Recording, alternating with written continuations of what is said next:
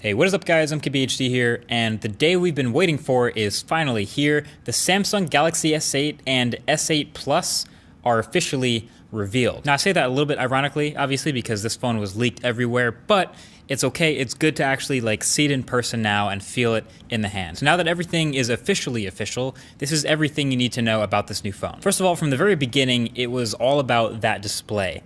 The design, the lack of bezels, just the jaw-dropping edge-to-edge nature of that front panel, that's where Samsung went all in with this phone. So the Galaxy S8 is rocking a 5.8-inch 2960 by 1440 OLED display, and the S8 Plus is rocking a 6.2-inch OLED with the same resolution. So that's extremely sharp, and that's an 18.5 by 9 aspect ratio for those counting, so it's a little bit taller even than the 2:1 aspect ratio from the LG G6. So these are huge displays and very tall resolutions, but of course the footprint of these phones, when you compare them to something with a more traditional larger bezel, it's awesome. It fits in the footprint of a phone with a way smaller screen.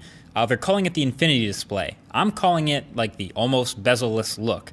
You can call it whatever you want, I really like it. Now, it's not a completely new concept. The Galaxy S7 Edge had the display glass melting over the edges already last year, but for some reason, that phone's edges always felt kind of sharp to me, never really got quite comfortable with it, but the S8's edges here feel much softer. They're much more seamless feeling than before, which no doubt took a lot of careful engineering. And then of course they pushed the display further up to the top and further towards the bottom of the phone by getting rid of the physical buttons and replacing them with software buttons. So okay, finally, Samsung is actually now switching from hardware buttons on the bottoms and the chins of all their phones to the software on-screen buttons.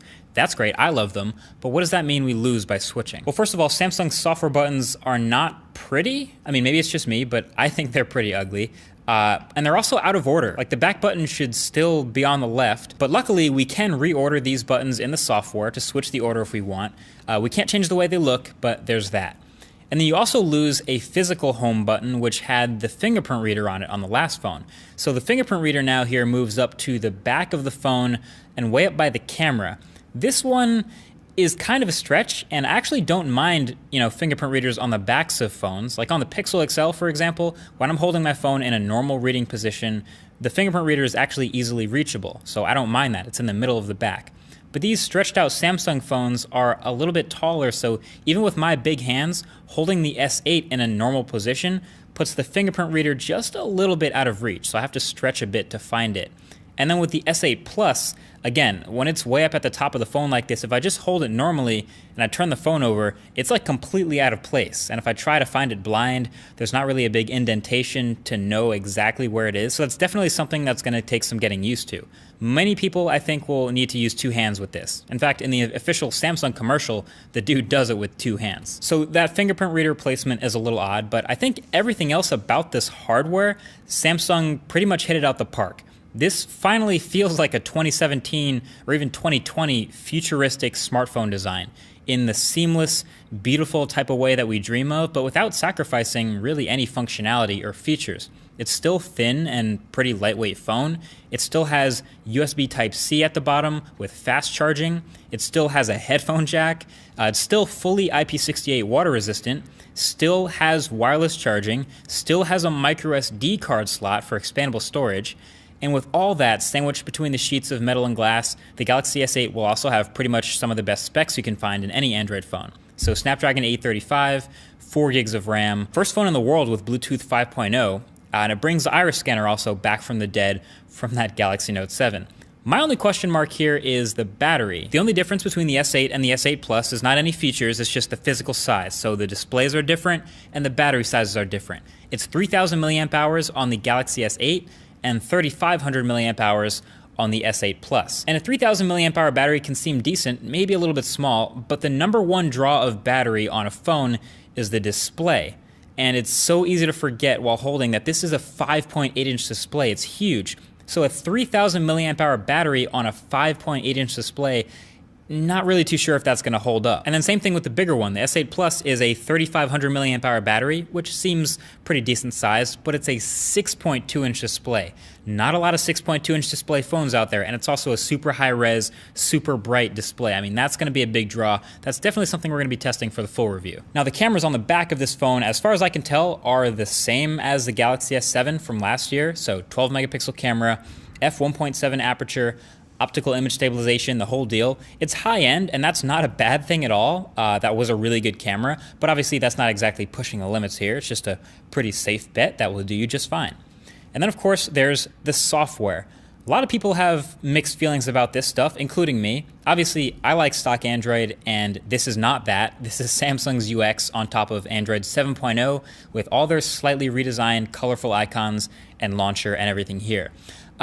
It feels fine with the hardware. They have a new set of wallpapers to look pretty great on this display, and the home screen icons and widgets are a little tweaked, but overall it's nothing drastically different from before. There are some neat tricks up its sleeve, like there's this button that shows up when you're watching YouTube videos full screen that basically lets you do what the iPad does and punch in a little bit to fill the display if you really hate the black bars on the side, your call.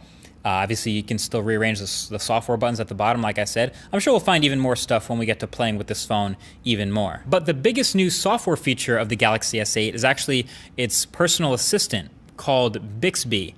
And to me, it's a little bit confusing just the way it exists on the phone, at least to users, I think. So Bixby does all the same things that Google Assistant does, but by Samsung instead of by Google. So it'll show you a bunch of cards in an order that's relevant to you, so it tries to show you information that it thinks is important before you need it. It's really similar to Google Now and what Google does with the cards. You can access it by swiping over from your home screen, just like Google, and Bixby even has its own freaking button on the side of the phone. Look, power button on one side, then volume rocker and Bixby button on the other side. That's a big commitment. Now, to be fair, there were a bunch of other like image recognition and context recognition things that they claimed Bixby could do, but they couldn't show us any of these things. That's going to be launching with the phone. But the funny thing is, this is still an Android phone. It's still Android 7.0, which means it still also has Google Assistant on the phone. If you long press the home button, sure enough, you get Google Assistant popping right up. So it's weird. I got this S-Voice rebooted type of vibe with those two things doing the same thing existing next to each other on the phone. It's kind of a weird thing. Obviously, we all know how S-Voice went down, and I really hope that this isn't as bad as S-Voice. We'll give it the benefit of the doubt. We'll see when it launches, but until then, that's just kind of a cross your fingers and hope type of thing. So overall, as a package, the Galaxy S8 is pretty impressive. Promising, I might even say. To me, it looks like Samsung really picked their battles with this one. There's certain areas where they clearly really wanted to go all out and push the boundaries. The design, the display, and it shows, and that's on the outside of the phone. But other areas where they're definitely not pushing forward too hard are also pretty obvious. The camera, the battery. But as an entire phone, I'm pretty optimistic for the Galaxy S8. So there you have it. That's everything that you need to know with this new flagship. It's coming out on April 21st. That's when you can be able to get it. Feel free to share this video with anyone who you think might be interested in this bomb new flagship. Well, actually, probably, hopefully not bomb. I mean, it might be the bomb, but like not the bomb in that way. You know what I mean? I think you know what I mean. Thanks for watching. Expect a full review of this phone, obviously. Talk to you guys in the next one. Peace.